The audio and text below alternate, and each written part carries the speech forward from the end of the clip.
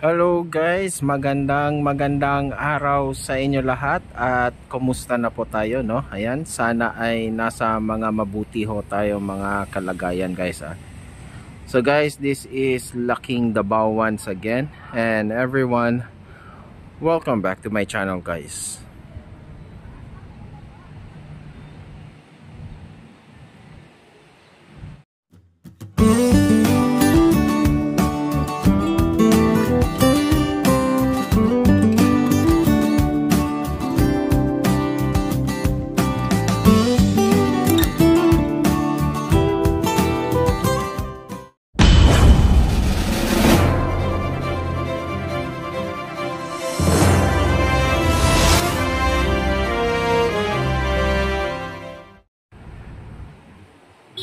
Hello guys, magandang araw sa inyo at ito tayo ngayon, no? Nandito tayo sa Francisco Bangoy International Airport, or much known as the Davao International Airport guys, no? Ayan, so kakating lang natin, no? So ngayon I'm going to do a vlog kasi may napansin kaagad ako when I was still in the airplane.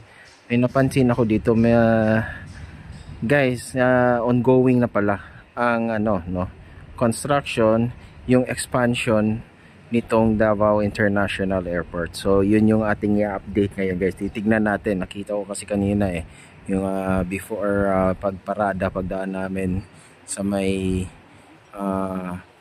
tawag nito, yung doon sa may pag-ikot na aeroplano pag ganun, no, papunta sa respective gate niya, no. Ayan, so nakita ko doon na side, sa kabilang side, na may construction na nagaganap. So pupuntahan natin yon at mag-a-update tayo. Malamang sa malamang ito na yung ginagawa, yung expansion nitong airport na ito guys, no. So yun yung pupuntahan natin. So nandito tayo banda sa may arrival area kasi nga dito tayo lumabas, no. Yeah, so pag CR muna tayo dito saglit. Ito, no.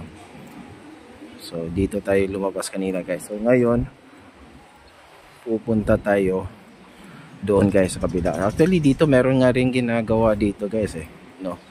Mukhang meron din parang construction na nangyayari dito. No. So may mga ongoing naman na mga nangyayari. Ayan, dito guys, no? So ito, dito tayo dadaan na lang. Ayan, no? Ito yung naalala natin guys na parang nagkaroon ng dito guys, no, yung para sa yung parang expansion dito na area. Ito, ayan. So tuloy-tuloy pa rin yung mga ginagawa dito guys, no. Ayan. So itong pupuntahan natin ngayon na expansion, ito ay panibagong ito na yata yung 700 million na naka-allocate para dito sa Davao International Airport. Ayan. So pupuntahan natin yan. So dito yung departure area.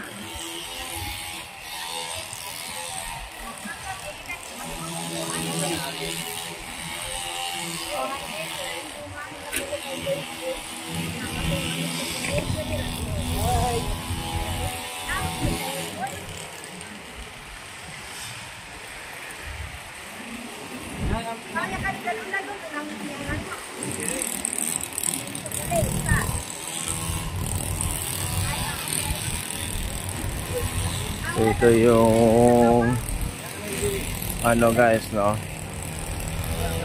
yung entrance para papasok sa airport mismo.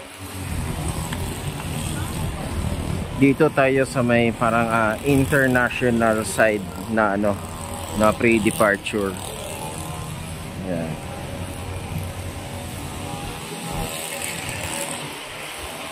So yung kung kanina yung nilabasan natin, yun yung sa may domestic, no. Pagka ikaw ay galing international, dito naman yung labas mo, ano. So may mga nangyayaring mga ongoing construction dito, kitang kita naman natin dito, guys, no? Ito na yung may ginagawa, guys. Ayan, sa may likuran mismo nito.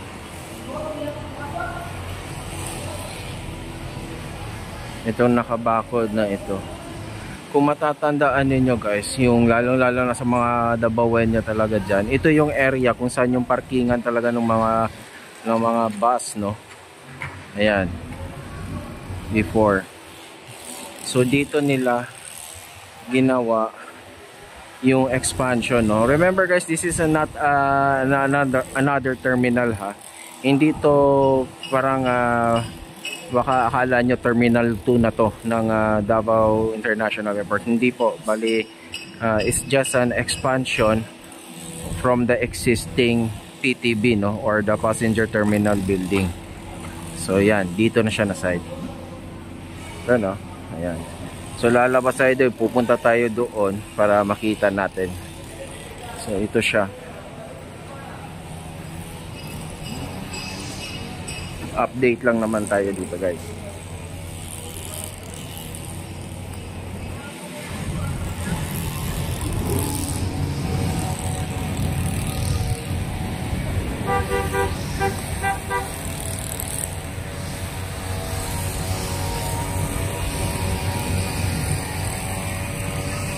So ito po, dito tayo sa taas.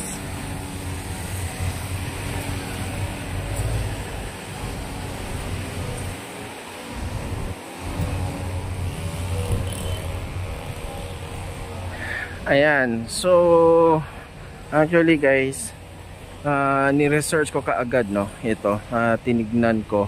Ito pala ay nagsimula na nung last month, no, April, no, April pa ito nag-umpisa yung ano, yung construction nitong expansion project para sa Davao International Airport. Ayan. Ayan, nandito yung kanilang ano. So, ito, zoom natin, guys.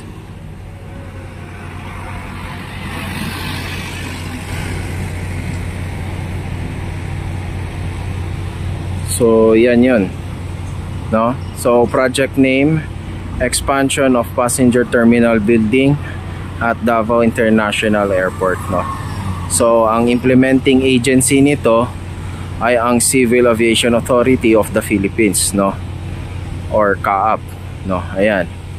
So andyan na rin yung name ng contractor, no, and brief description of project, expansion of passenger terminal building. So hindi ho, it's clearly this is not a terminal 2, no, it's just an expansion of the current terminal building, no, yung passenger terminal building, no.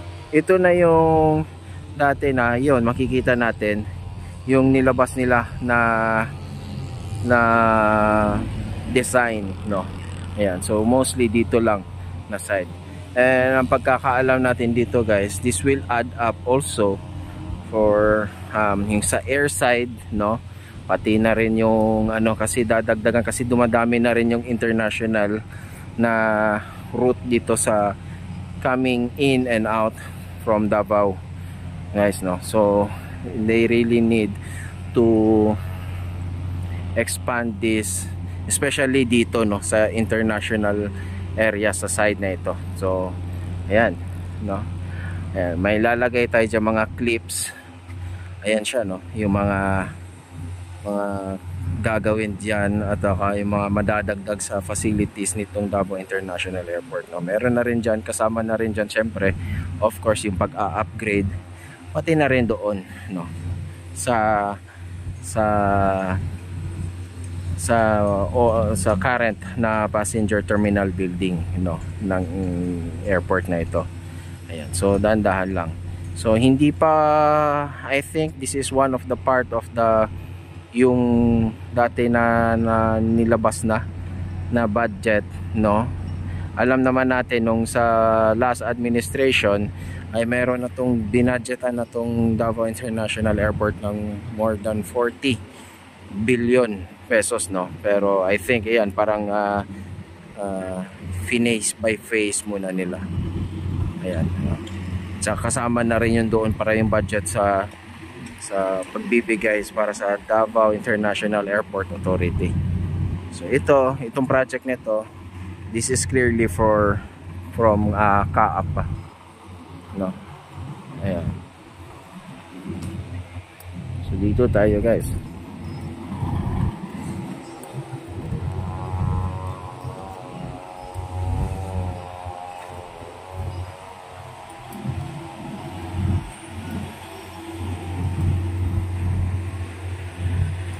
Ito.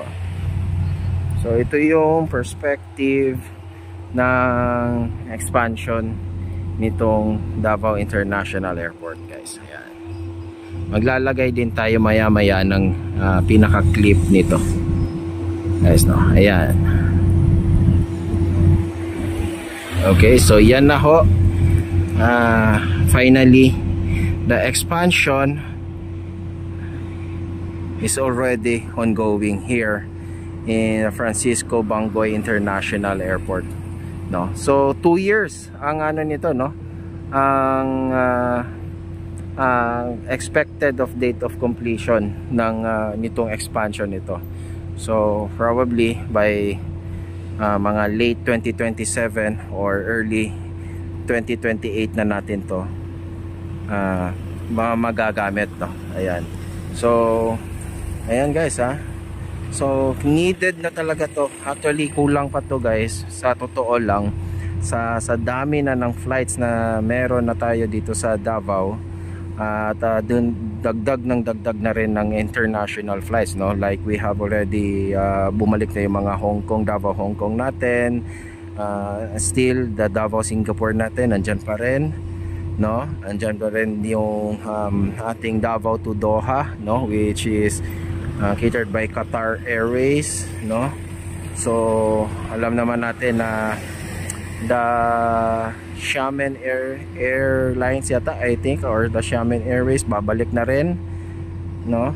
Or I think parang meron pa rin sila, no, na ongoing pa rin, no, yung ano, still patuloy pa rin yung flight ng Xiamen dito, no. Parang every Tuesday and Sunday, I think, or Wednesday and Sunday, no, parang ganon. So yun, no. And we heard that another coming from airline from the UAE, no, or the Emirates is routing for their flight here to Davao Strait, no, from Dubai to Davao, no, Davao Dubai. I think nababasa nyo na yan, no, na ni-release na yan ng ano, ng sa iba't ibang class na mga na naipopost na yan sa Facebook, guys, no. Actually ang Emirates mismo ang naglabas, no? So the Emirates has already have their flights here sa Pilipinas, of course Manila, and then Cebu, and then Clark, no. So ito na yung next nila na route, no, magkakaroon na directly to Davao, Dubai to Davao, vice versa, yan. Ayan, so alam din natin, no, parang